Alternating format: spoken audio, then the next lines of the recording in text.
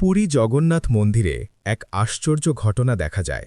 যেদিকে বাতাস বইছে, মন্দিরের চূড়ায় থাকা পতাকা ঠিক তার উল্টো দিকে উড়তে থাকে। এত বড় মন্দির হয়েও দিনের বেলা এর ছায়া মাটিতে পড়ে না।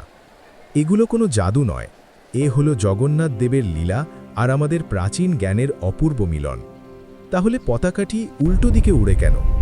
খুব সহজ করে বুঝে নিন। সমুদ্রের দিক থেকে আসা সরাসরি বাতাস যখন ২১৩ ফুট উঁচু বিশাল গোলাকার চূড়ায় আঘাত করে, তখন বাতাসটি চূড়ার চারপাশ ঘুরে দুদিকে বেরিয়ে যায়।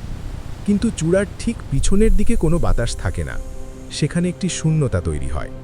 এই শূন্যতা পূরণ করার জন্য দুপাশের বাতাস আবার ঘুরে এসে উল্টো দিকে প্রবাহিত হয়, এবং সেই বাতাসই পতাকাটিকে উল্টো দিকে উড়িয়ে দেয়।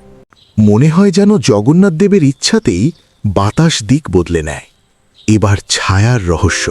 প্রাচীন স্থপতিরা জগন্নাথ দেবের মন্দির এমনভাবে নির্মাণ করেছিলেন যে উপরের অংশ খুব সরু এবং নিচের অংশ অত্যন্ত চওড়া। ফলে দিনের বেলায় ওপরের অংশের ছায়া মাটিতে না পড়ে নিচের প্রশস্ত সিঁড়ির ওপরেই পড়ে যায়। এই কারণেই আমাদের মনে হয় মন্দিরটির কোনো ছায়া নেই। আরও আশ্চর্যের বিষয় হল, মন্দিরের সিংহদ্বার দিয়ে ভেতরে পা রাখার সঙ্গে সঙ্গেই সমুদ্রের গর্জন একেবারে শোনা যায় না। এছাড়াও মন্দিরের রান্নাঘরে জগন্নাথ দেবের মহাপ্রসাদ যখন ৭টি হাঁড়ি একটির ওপর একটি রাখা হয়, তখন আশ্চর্যজনকভাবে সবচেয়ে ওপরের হাঁড়ির খাবারটাই আগে সেদ্ধ হয়।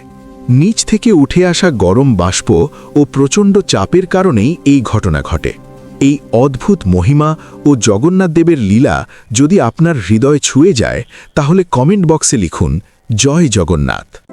ভিডিওটি লাইক ও শেয়ার করুন এবং আমি গুপ্তা পুরাণ চ্যানেলটি সাবস্ক্রাইব করতে ভুলবেন না।